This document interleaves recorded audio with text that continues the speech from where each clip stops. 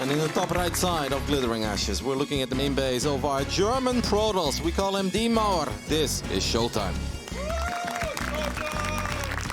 Of course, representing Team Big. Also New Jersey.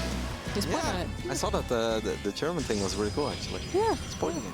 I don't know if it's a yearly thing or just very well timed for Katowice, but it's actually quite nice. Anyway, so we got PVZ on Glittering Ashes. I mean, we know what to expect generally from PVZ nowadays, but I do know that ShoWTimE has talked, I believe, in his interview with TL.net, for instance, that he actually doesn't really enjoy the Void Ray style all that much, the mass air. He actually likes playing with ground compositions as well, which, you know, can lead to a bit more excitement, but it can also be argued that it's not taking advantage of perhaps what is the Protoss' strongest feature right now, which is a lot of those Stargate openers. Yep, I think one of the downsides of the Stargate opener when you go up against world-class Zergs is that they don't mind making it ultra late game. And it's really funny how these matchups work, where in the start we're like, oh, you know, Protoss can deal some damage early, Zerg all-ins are not that good. Protoss mid-game can be powerful, Zerg early-late game can be powerful, but then if the Protoss hits the right upgrades on their carriers and Void Rays, they can make it happen. But if you survive all of that and it becomes the stalemate kind of games, and the Corruptors end up with 3-3 upgrades, you got Vipers, Spore Crawlers, Queens, and Infestors, there aren't too many Protoss players who are like, yeah, I enjoy those kinds of games against Zerg, because they are incredibly difficult to win, especially once we reach the phase where the drone count even goes down and the Zerg armies just become monstrous. It's arguable anyone really truly enjoys that, but yeah, especially for the Protoss. I mean, I do kind of recall so many supreme late-game PVZs where ShoWTimE actually looked very strong, where typically we don't see ShoWTimE be as confident was maybe versus Serral, like, because Serral just has this amazing super late-game PVZ, seems to be better, I don't know if better is really the right word, but more effective against a lot of the Protosses that he goes up against. But ShoWTimE was playing against a couple of the Korean Zergs over the last 2 years and had a couple of really awesome late games. So there definitely is that potential for him, but I actually think that the conclusion of this game might actually come down to some type of back to gateway swap. Because of course we do have a Stargate opener, it's just more the question of is it mass Stargate, double Stargate, +1 air attack, also something that Dark will very much be out looking for. Yeah, well, Void Ray is going to be our first unit coming out of that Stargate, so ShoWTimE not opening up with Oracles yet, and it seems unlikely to go Void Ray into triple Oracle. That's just a bit too big of an investment, so one Void Ray often leads to a few more. Maybe he will go Void Ray into double Oracle. That's still a possibility as well, that he just uses the Void Ray defensively to go up to 3 bases and find some damage with the Oracles afterwards. Well, there we go. ShoWTimE is going to follow it up with the Oracle. The Overlord will get a little sneak peek on that Stargate, and if you zoom in on the Stargate, you can actually see that the second unit produced in this Stargate is an Oracle. Doesn't look like a Void Ray at all. So Dark will know what he's up against.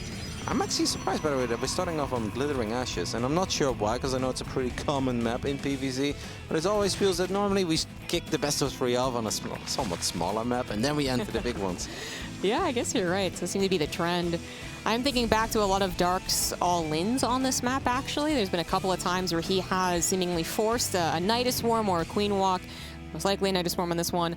And it's had kind of like a hit-or-miss effect, and it does seem like the Protosses have gotten a handle on the defense. We also got to talk about now the lack of ping, something we didn't get to do a whole lot of over the last 2 years, but ping certainly has affected the minute micro of, say, Void Rays versus the corrosive biles, actually.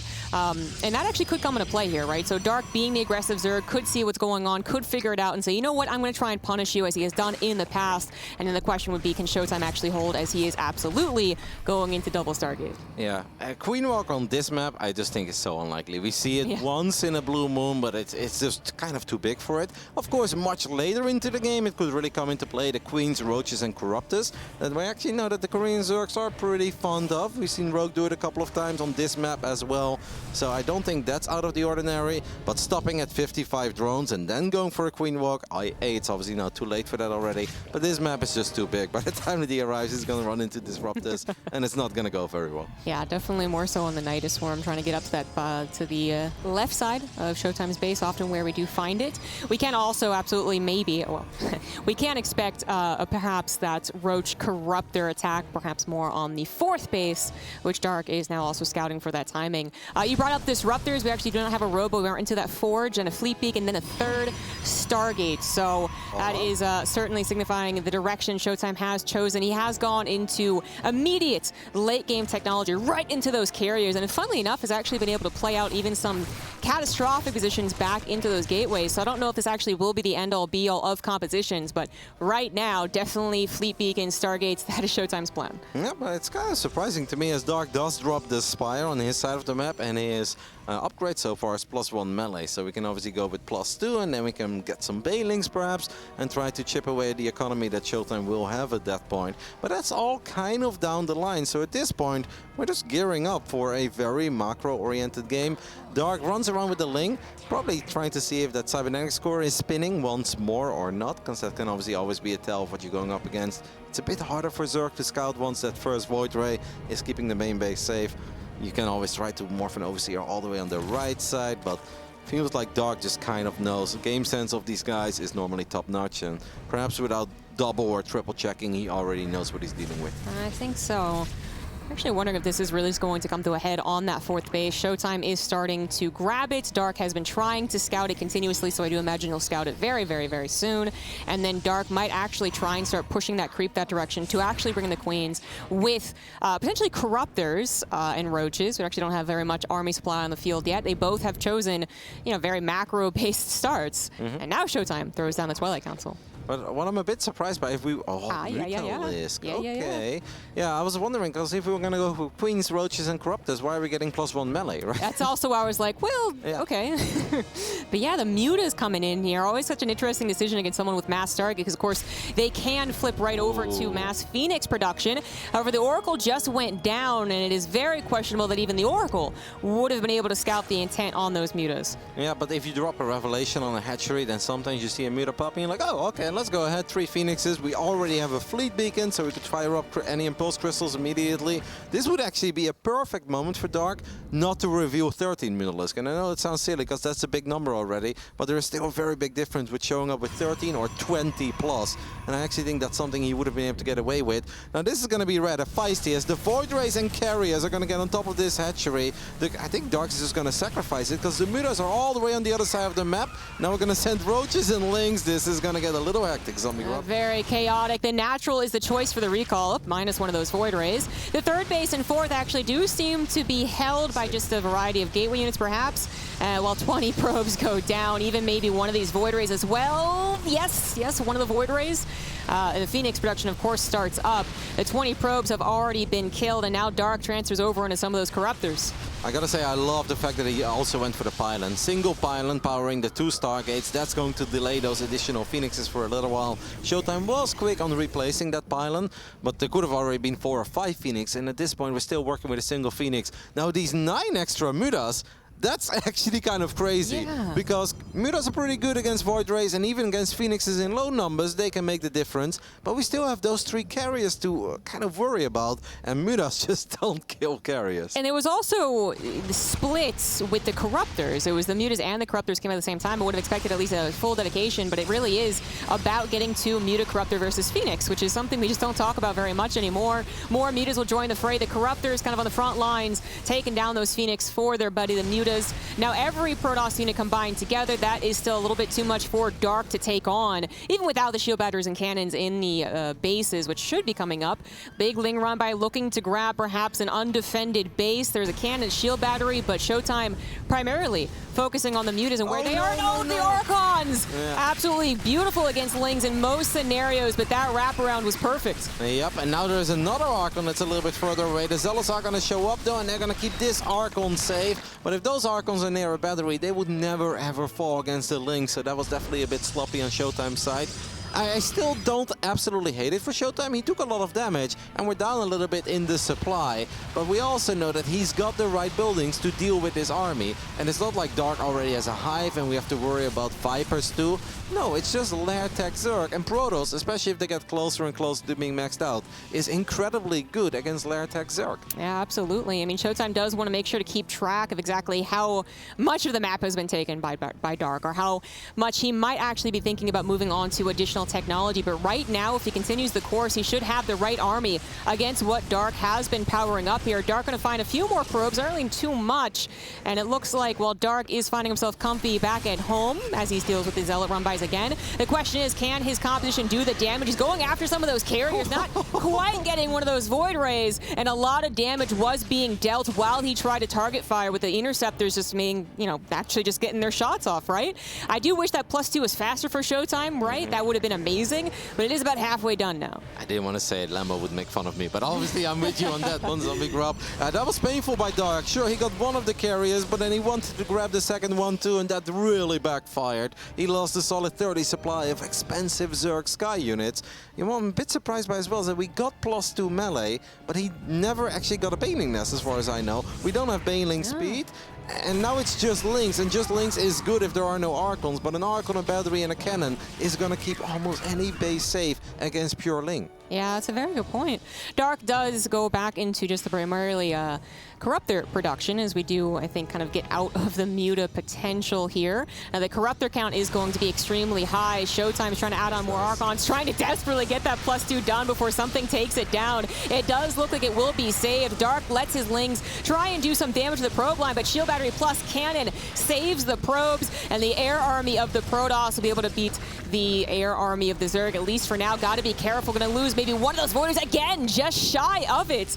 Dark trying his best to get those couple of picks and then leave, but every time he has to double back to get it, that's actually a lot of damage on his army. Yep, I really think Dark is in serious trouble. Even if he's still up a little bit in the supply, the army is just not going to scale very well. We do know that Dark has good micro, and he picks up a couple of these units here. ShoWTimE, of course, needs to be careful, but time is on his side.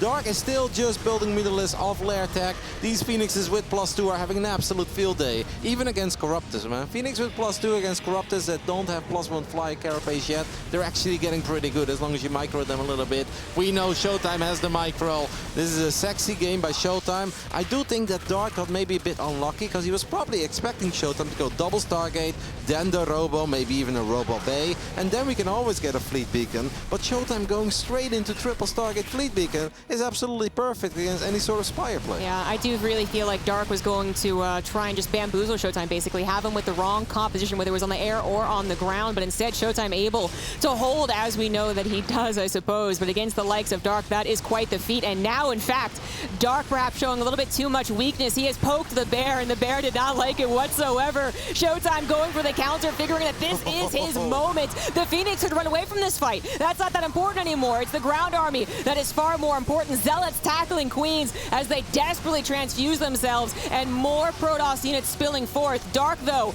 with a barely correct timed Roach transition to help those Queens, will barely hold on. But the problem with all these Roaches is that we invested in melee upgrades, right? So these are very underwhelming Roaches. They're desperation Roaches of I just want to stay alive. And sure, on creep, they're always going to do some damage. You can micro them a little bit, but I don't see these Roaches accomplishing a whole lot on the other side of the map. Off creep, in range of a battery, in range of a cannon.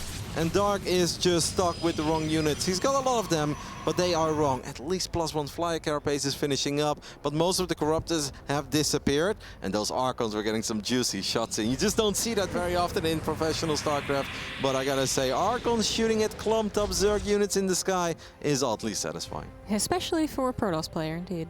I'm completely neutral.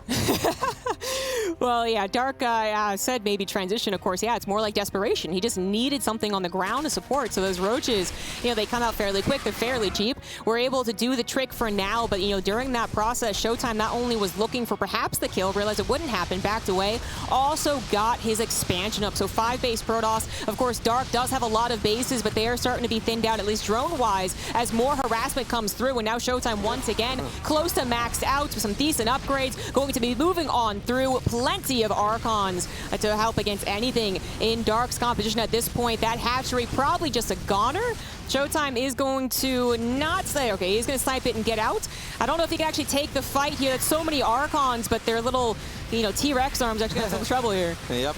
The Archons always have some issues getting in range. The Phoenixes can help, so you can prevent some of the kiting. The Mutas are going to come back as well. ShoWTimE doesn't really need to take this fight. I wouldn't hate dropping a couple of these Ravagers and letting the Mutas actually just deal with the Phoenixes. Really good fight here by Dark, as he is going to clean up the majority of ShoWTimE's army, and ShoWTimE perhaps getting a bit too carried away there. Maybe surprised by the amount of Mutas that were still on the battlefield too. That actually might have been exactly it, and of course, there is certainly understandable overconfidence when it comes to having 6+ Archons up against someone who's still very dependent on those Mutas, but it kind of came at the right time so that the Archons were already preoccupied, they're already a little bit less healthy, some of them already died, and everything combined together, once again, Dark will hold. Now he does lose that base, but he's got the 2 left still mining. Look at Dark's upgrades in our bottom side of the screen. This is like, we got a little bit of everything. +2 flyer attacks is nice for those Mutas and Corruptors. ShoWTimE, I honestly think, just needs to chill a little bit. You don't have to worry about Vipers. There's no crazy lurker transitioning happening, or sometimes Broodlords can be intimidating if you have the wrong army. It's none of that. ShoWTimE, time is on your side, mate. You've got all the bases, you've got good upgrades. They can be better, but they're still pretty good. But he's just really bringing it to Dark, and I feel like this is the only way that this game can slip away from ShoWTimE. Yeah, especially if he doesn't have advance notice. Unless he actually knows what the army composition is and actually where it's coming in from, then we could have the previous mistakes, created over and over again, perhaps even worse. So ShoWTimE, I do understand the struggle trying to actually still control the narrative, control the game, don't let Dark back into it, but then also, don't over-dedicate. Dark is trying to now transition at this point. He's still adding on those air upgrades. We might just go, every which way, Lair Tech, Hive Tech, Lair Tech, Hive Tech. Might get to late game PvZ, but it is a constant swap for Dark. He is back into the Mutas. He is back to getting some harassment on ShoWTimE's side of the map. This is just a beautiful game between these two, a very important one. If you guys just joined us, both of them having 2 wins and 1 loss in this group stage so far. Dark playing an unusual style for this matchup. Normally it's all the Void Rays, and the Zerg plays is kind of running around with ground units. He's just going for chaos. That's the best way to put it. We're back to 27 Mutalisks, and they do have better upgrades now, of course. That +2 has finished up a little while ago. The Corruptors could in the near future get +2 Carapace, and then these Phoenixes are going to have a really hard time actually pushing out some serious damage. The army movement of Dark is beautiful, and there are very few Zerg players on this planet that can turn this into as much of a game as Dark currently is in, because I know the supply has been in his favor for most of it, but almost anyone would have lost a game like this by now against a player like ShoWTimE. The resource trades actually are fairly even, well, almost exactly even on the minerals, not so much on the gas, but that's a lot of expensive Zerg air units. That's a comical number almost, but Dark is, making it work might be sound like he's won. Is absolutely not. It's actually a very even game. These guys are great together, basically, but we do have that constant back and forth. That is a little bit tricky for the Phoenix, even with the shield battery overcharge. Dive head first into the army, but actually ShoWTimE does it again. I don't know if that was actually on purpose. That couldn't have been. No, that must have been a misclick. Maybe he thought Dark was retreating. We do have the Zealots getting a decent fight there, but the Phoenix numbers are dwindling. These Corruptors with their upgrades, the Roaches do finally have +1 missile attacks, but that's a few too many Zealots to chew off. But now we've got Corruptors and Mutas in the main base. Dark immediately going for those pylons again. I gotta say, I absolutely love that. At the same time, though, ShoWTimE does have a few Zealots on the left side, and he's going to town on these Roaches. All hell broke loose here on Glittering Ashes, and there are just fights all over the place. It's like as soon as I said, well, maybe Dark's not exactly winning, that he took it personally and just started winning the game. But those Zealots on the ground actually going to create a lot of chaos now on Dark's side of the map. They could maybe even go after the Spire, exactly! ShoWTimE notices the Spire and the Natural and says, no, I'm actually going to get both of these tech structures, leaving you on basically just Lings and Queens. Zealots get against the Nook and Cranny as well, going to kill some of that economy, while the Phoenix now fighting the Mutas, actually unguarded from the Corruptors. That is the perfect scenario. Most importantly, ShoWTimE has gotten the monkey off his back. He's rebuilt his Stargates, rebuilt his pylons, and he's very close to having that +3, but the Mutas have returned. They're going to clear up that ground army. The Corruptors will move away those Phoenix, but that's still so many Zealots heading into the main base. They're going to see, of course, there's no Hive either. Go straight for the spawning pool. What technology is even left for Dark? Nothing. Yeah, an infestation pit, I guess, right? We can put some infestors. Wouldn't be bad, to be honest. Fungo is nice against the army that ShoWTimE is working with. Dark built a Spire there, but then he cancelled it, and I think he wants to build it elsewhere. Oh no, he just I don't know what he did. I don't know. I feel like he built it twice there. ShoWTimE does have +3 air weapons finish up, and we did repower, or rebuild Stargates rather. Oh my goodness, what a game. 96 army supply for Dark, 44 for ShoWTimE, but Dark can't really build anything. One of the last few Archons goes down. I wouldn't hate a battery overcharge. I think putting it in the back would have been better there, but perhaps he wanted to keep those targets alive just a little bit longer. 50 probes are left, but a few more are going to go down. That's not many Corruptors left over. They're all full weak as well, so while there are still a lot of mutas, the Phoenix, they've had the upgrades. They've had the range upgrade, especially with perfect micro. When we are on land again, this could be ShoWTimE's chance, but Ling's now pouring in as well. More Corruptors join in. The shield batteries are out of juice. No more overcharge, no more cannons. Dark just trying to spill in the units that he does have. Again, no technology structure. Back at home, he's waiting on that Spire. He has collected everything he's got and got across the map to try and kill ShoWTimE. The supplies, both of them under 100 at 21 minutes. You do not see a PvZ like this pretty much ever. Nope, 39 workers against 37. We have a few more Zealots on the left side trying to pick off a few additional drones perhaps. These targets have been picked off. The Lings are feisty. I really think that Dark would have had such a great time if he would have just sneaked in a Baneling Nest at any given moment, because there are moments where there's so many Zealots on the map, and just having 6 Banelings or so crashing into a big group of Zealots would have been phenomenal for him. ShoWTimE doesn't have much mining left, as our observer is showing us. Basically just that base on the right side. A ridiculous game where almost the Dark was about to break ShoWTimE, but the Phoenix Micro and that +3 was really kicking in. Yeah, that +3 having kicked in is just tremendous for those Phoenix, continuing to be built as well as Dark. I mean, the infestation pit. Oh yeah, it died. Oh, goodbye. That probably won't be remade anytime soon. Dark is not mining very much either. They're very equal worker counts. Now, Dark's army supply is looking better, but you got to remember how effective those Phoenix are, especially when the Corruptors don't properly guard the mutas. So it does come down a lot to the micro here. And who's paying attention? That could actually decide the game. If one person is late to responding, that could be it. This Nexus probably not going to happen as the Corruptors, again, correctly used to bully them away. Cancel. No cancel. That's 400 minerals down the drain. ShoWTimE perhaps paying attention to his Zealots on the left side again. Dark really needs to make sure that the Corruptors are always in front of the mutas so they can soak up those initial volleys, because these Phoenixes, with the upgrades they have, they once more have an attack upgrade over the armor advantage of Dark, so they'll do more damage, and yeah, the mutas will just disappear if 11 Phoenixes go to down. Even 23 Mutalisk will stand absolutely no chance against 11 Phoenixes, but if the Corruptors can just soak up the initial shots, just like we're seeing here, there is always hope. And Dark may even do something tricky, right, where he moves the mutas around and he tries to come in from a different angle where ShoWTimE doesn't expect it. This is where creep actually comes in really handy in a sky battle, and that doesn't make any sense. Scouting is always important. Zealots of ShoWTimE, actually, they were about to move into the natural. I thought they were going to head towards the Spire again, but then something happened. ShoWTimE actually pulled them back. I mean, it is a very difficult game to read. You don't know if 7 Zealots is a perfect thing to send across the map or is a waste of 700 minerals. So he also has to track the army, which he's actually been doing a little bit of. Archons do come in. It looks like ShoWTimE really wanted to find those mutas clumped up. Dark does a couple of last-second magic boxing, I guess. Saves the majority of them. War Prism does go down.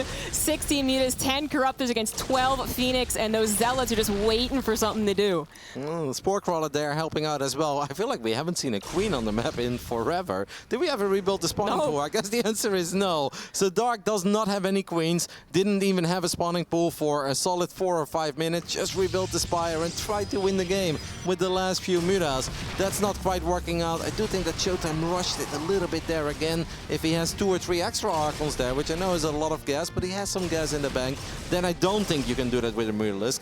Now Dark is still allowed to dream. I think the ball is in ShoWTimE's corner, and with good micro, ShoWTimE can do this. And now we're getting to very, very detailed micro. Trying to get some one-shots with the Phoenix is just not often something that you see that kind of are allowed to free fire. But in this case, they are trying to get the one-shot. Oh, wow. You know what's funny? I haven't thought of this, but since the Phoenixes have been battling Corruptors and Mutalisk for so long, they actually have a ridiculous amount of energy. This has not been the kind of Phoenix game where you lift drones. So if Dark would ever go to the other side of the map with his sky units, well, every single drone is going to get picked off in the blink of an eye. So that's something that Dark also has to worry about. That is true, but it actually looks like with the past minute and a half being the, oh, there you go. Minute and a half going the way that it did, Dark has been able to have a more stable economy. He's had more minerals to mine from with fresher bases surviving our little base trades there. So he is doubling the supply at this point, once again canceling ShoWTimE's base. ShoWTimE is Phoenix entirely at the wrong place. They're battling the Corruptors while the Mutas destroy his economy. It was quite the game, but it does look like Dark just had too long mining. Yep, and did such a good job in re-establishing those bases, saving a couple of the drones. The Corruptor movement has been very sexy. Finding those Zealots in the bottom side with the Mutalisks, that also helped. This is kind of it. ShoWTimE knows that he can take another bad fight. Well, he's just not even going to stick around anymore. Dark has just done too good of a job in re-stripping some bases after losing every single tech building that he had. That was a phenomenal game of StarCraft. That was simply amazing. That was so cool from both of these players. Dark, to choose the style that he did, it almost felt like at some point he was like, you must be caught off guard. Like, come on, Protoss, you must be building the wrong units. And then for the majority of the game, ShoWTimE was, for the most part, building units and having them in the right place. But eventually, that base trade, that awkward a couple of engagements, those last two Archons, not having a couple of buddies, ends with ShoWTimE having to tap out.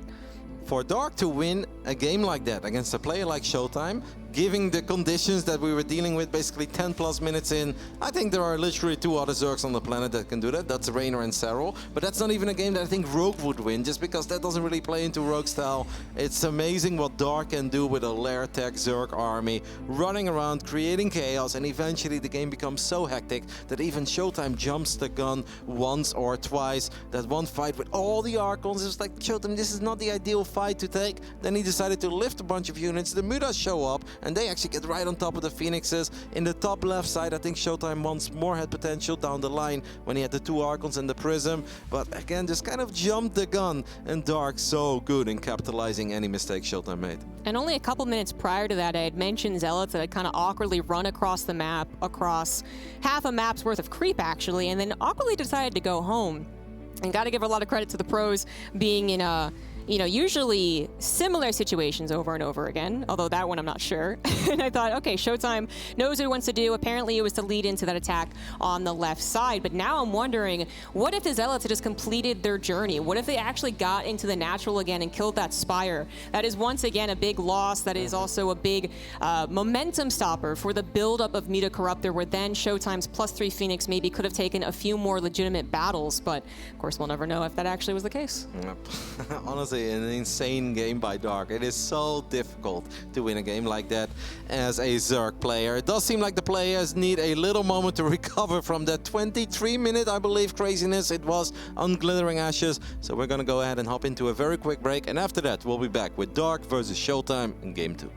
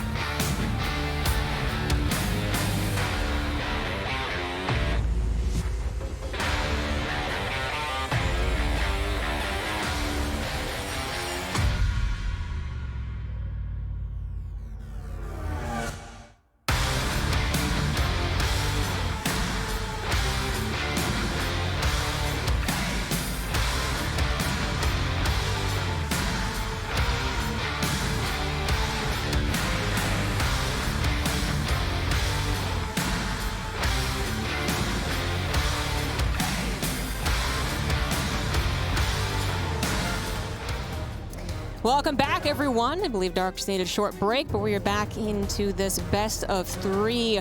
Dark taking game 1, but it was certainly not a sure thing. No, it wasn't a sure thing at any given moment for the longest time. I liked ShoWTimE's position, and I know that if ShoWTimE goes over a game like that, he will also like it. Just got a bit overly excited twice, but I think instead of focusing on maybe the things that ShoWTimE could have done better, just all the kudos in the world to our Korean Zerg player, because like I said before, there are very few people on the planet that would win a game like that against ShoWTimE, and that just goes to show how good this man is. Representing Dragon Phoenix Gaming, hailing from Korea, this is Dark.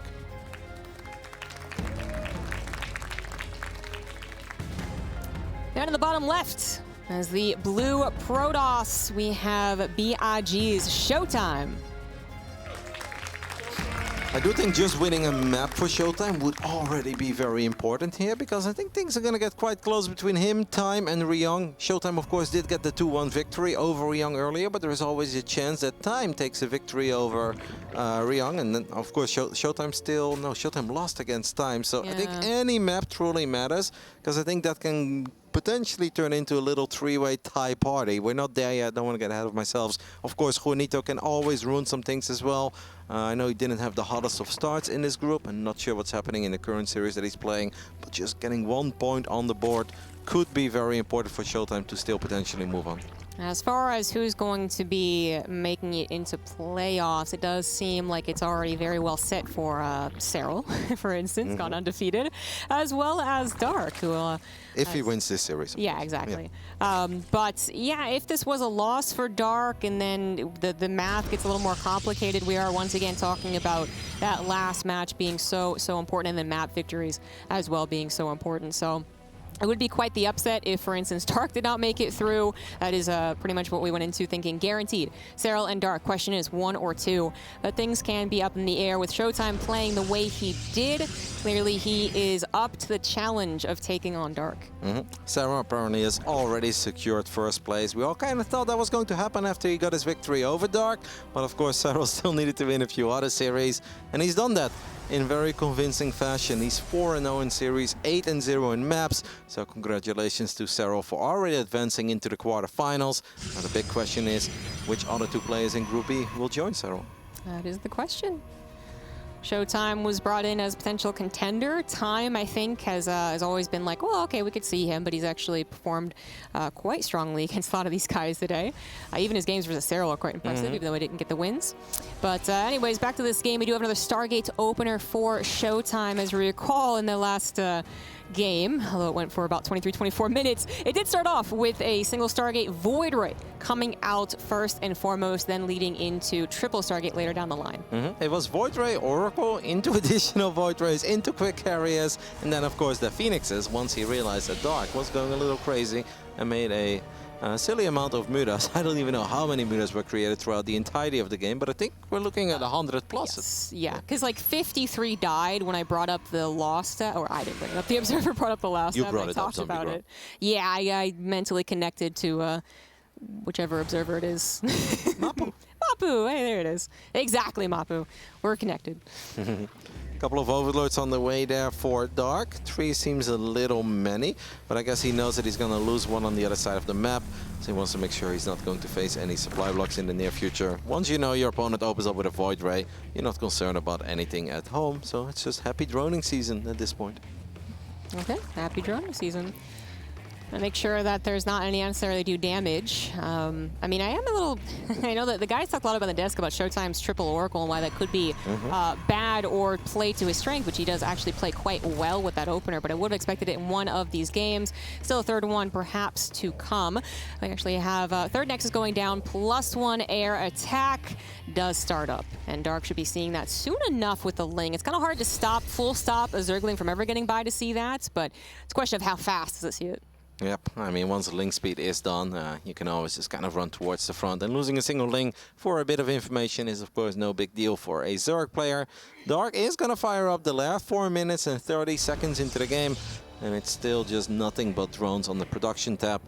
Couple of spore crawlers going down as well. I find it very surprising because the boys on the analysis desk were not wrong. ShoWTimE loves his triple Oracle. Triple Oracle into those ground-based armies of Archons, Immortals, Zealots. He's very good with it.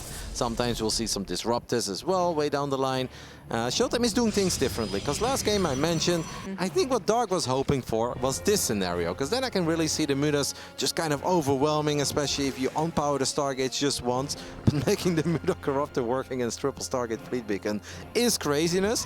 If ShoWTimE would face the exact same build, which I don't think is going to happen, but if it would happen, then I think this would be way more difficult for him, because yeah, the Robo doesn't really do a whole lot against Corruptors and Mutas.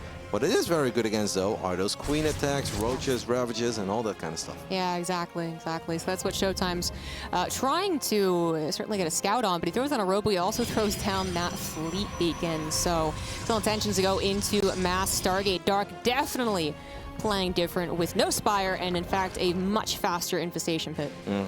Last game really went to show how crazy the game was, even for an experienced player like Dark, because at one point he realized what I'm currently doing, I don't think I'm going to be able to win with it, so he dropped the Infestation Pit, clearly was ready to hop into that hive. But yeah, then all hell just broke loose. There were so many fights happening at the same time that he built it and he never really did anything with it, didn't get any value out of it. But yeah, these things can happen sometimes. Even as a pro, when you have a strategy, you just need to adapt to whatever is happening in the game. And Dark said, all right, I want to do it, but I can't do it. That is very quick pathogen glance. Right, yeah. Well, with that, I will have to remind you guys, you know, we talked about the Mass Stargates, the Protoss side of things, we talked about Queen Walks, we talked about Nidus Worms, and then what we saw last game was Aspire. Well, there's also something else that Dark has been known to do, is even seemingly the only supporter of it, and that was like the Mass Queen with the Infestors for the blinding, nope, hold on. Shroud, no. Microbial Shroud, there we go. Shroud is fine as well. I like how you're like, no, you're like, there's not a word in front of it. I know, the orange cloud zombie grub. Exactly, the orange cloud, exactly. And it was fun to watch him try and like do it over and over again, and it felt like it was, I don't know, like medium success, but that's really the most dependable thing. I don't know when we're going to see that again, as Dark has a huge production tab going on. ShoWTimE's also beginning some scouting, has fully committed to that triple carrier. It does start up that +1 ground attack in Twilight Council. So not exactly the exact situation for his side of things, is that, you know, there you go, we have a Disruptor, but actually kind of similar. Dark loves his upgrades, man. Triple Evo as a Zerg. It's pretty wild. Did he actually mean to do that? I don't know. I think we had triple Evo, right? Am I crazy? You're right. Yeah, You're yeah. right. There it goes. There it goes. Start All three using upgrades at the same time. Adrenal glands fired up as well. 7 minutes and 40 seconds into the game. That's one of the quicker adrenal glands I think we're going to see throughout this entire tournament. What's good about Dark's composition is that it's very fancy and it's just effective against Void Rays and Carriers. It is not very good against Disruptors, but that's of course where the links with good upgrades or even Ultras can come into play. I always feel like it's a bit complicated. It can work out in a fantastic manner, but it can also really fall flat on its face. Yes, exactly. We've actually seen, yeah, like the style of Dark works surprisingly well.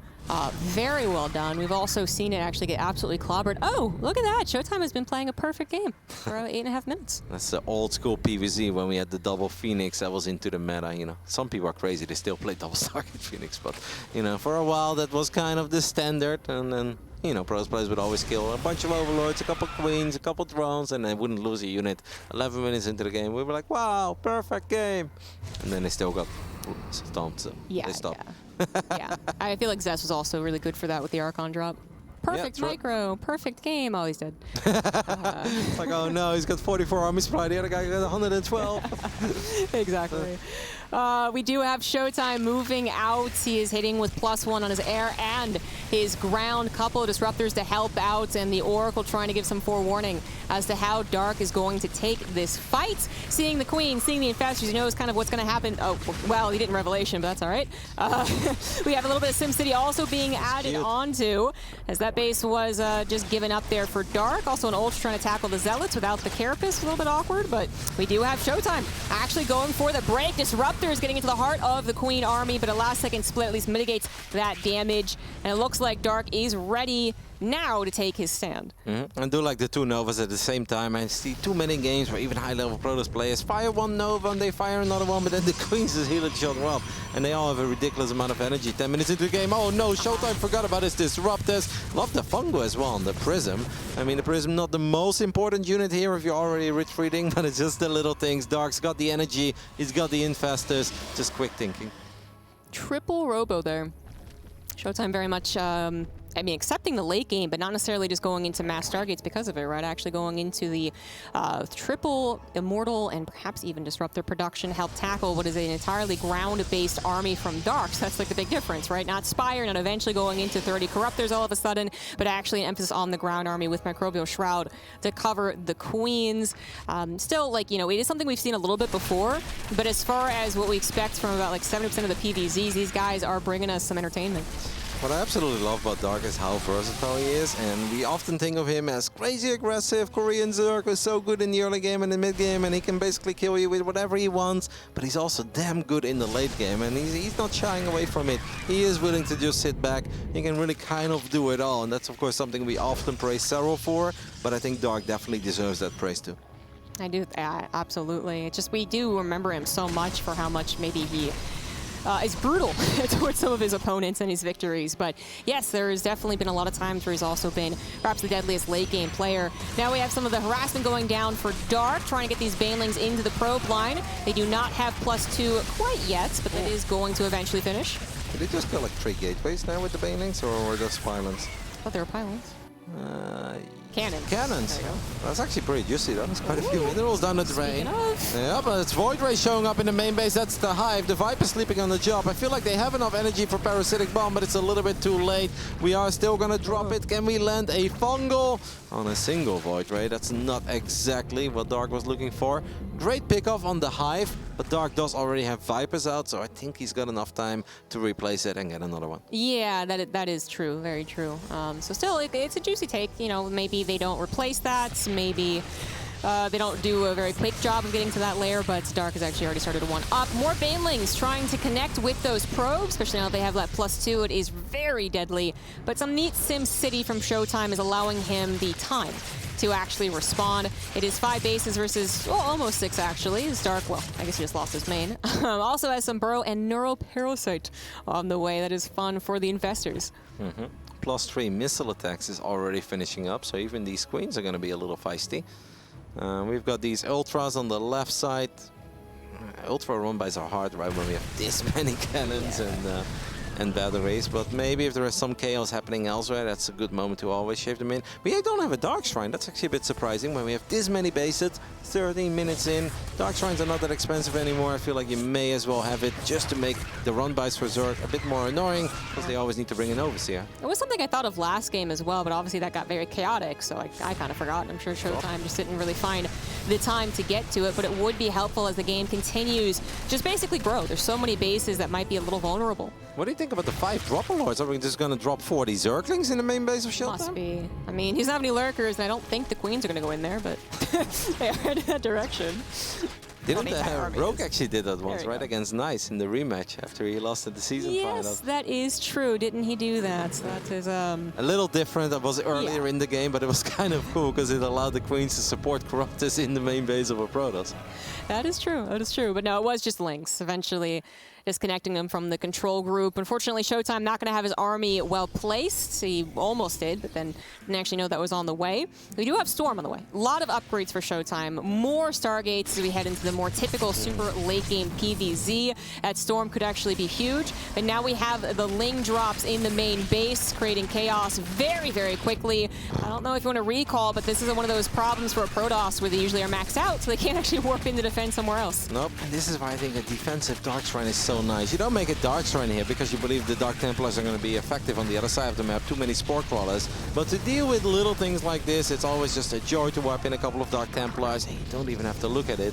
These Lings had +2. They have Adrenal. Did not have +3 yet, but still kind of did a decent job in just nibbling away at a couple of these buildings. There's more Banelings just very casually crushing into this base. 7 probes go down, cannons unpowered, and still plenty of Banelings left over. If he can connect with these probes as well, just a couple of Banelings is good enough.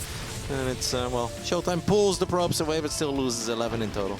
Yeah, wonder if he could have actually gone for the Nexus instead. Lings were burrowed in the main base, something that ShoWTimE did not pick up on. He was trying to watch all the bases and move his army outside of the map, including over to the left side apparently. Void Ray is going to get a cheeky kill on a base. Once again, Parasitic Bomb is going to, well, I think the Zealots might still get the kill.